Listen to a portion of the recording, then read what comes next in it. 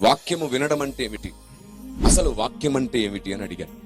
చూడండి ఒకసారి, కొలస్సీ పత్రిక 1వ అధ్యాయం 25వ వచనం. ఆ మాట గమనించారా?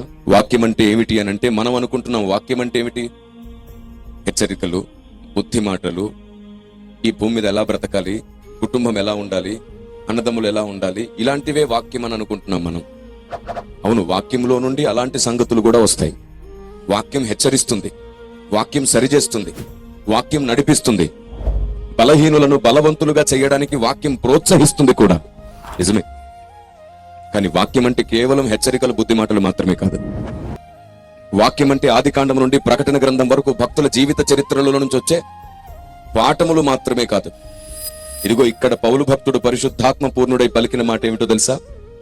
వాక్యమనగా యుగములలోనూ తరములలోనూ మరుగు చేయబడి ఉన్న దేవుని మర్మము అంట. ఇప్పుడు నేను మిమ్మల్ని అడుగుతున్నాను, ఇన్ని సంవత్సరాల భక్తిలో, ఇన్ని సంవత్సరాల విశ్వాసంలో దేవుని గ్రంథంలో ఉన్నటువంటి మర్మమును, దేవుడు చెప్పాలనుకున్నటువంటి దేవుని జ్ఞానాన్ని, రహస్యాన్ని మీలో ఎంతమంది నేర్చుకున్నారు, ఎంతమంది కలిగి ఉన్నారు?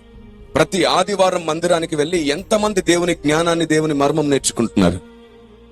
రేపే ఒకవేళ నీ ప్రాణం నిన్ను విడిచిపెట్టి వెళ్ళిపోతే, రేపే ఒకవేళ నీ జీవితానికి ముగింపైతే, నీవు దేవుని జ్ఞానాన్ని నేర్చుకుని ఉన్నాననే ధైర్యం నీకుందా?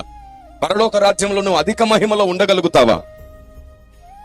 నీకు తెలుసా, యేసు ప్రభువే దేవుడని నమ్మి నమ్మకంగా బ్రతికి చనిపోతున్నావు కాబట్టి పరలోకంలో నీకు స్థలం ఉంటుంది. కానీ నీకు తెలుసా, దేవుని జ్ఞానము, దేవుని మర్మము, దేవుని ఉద్దేశాలు ఎవరికైతే తెలియవో వారికి అధిక మహిమలో స్థానం మాత్రం ఉండదు. ఆయన యందు విశ్వాసం ఉంచినందుకు నిన్ను దేవుడు పరలోకానికి పిలుస్తాడు, గాని పరలోకంలో మహిమ ఉంది, అధిక మహిమ కూడా ఉంది.